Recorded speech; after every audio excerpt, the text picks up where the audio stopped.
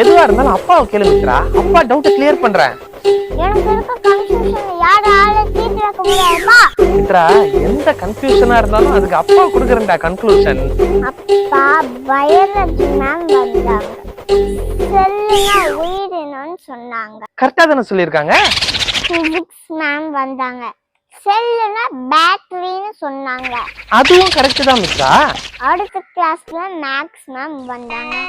செல்லுனா விற்பனைன்னு சொன்னாங்க. ஆமா மித்ரா, அதுக்கு அப்படியே ஒரு அர்த்தம் இருக்கு. இது இன்னும் முடியல. சோஷியல் மேம் வந்தாங்க. செல்லுனா கேம்னு சொன்னாங்க.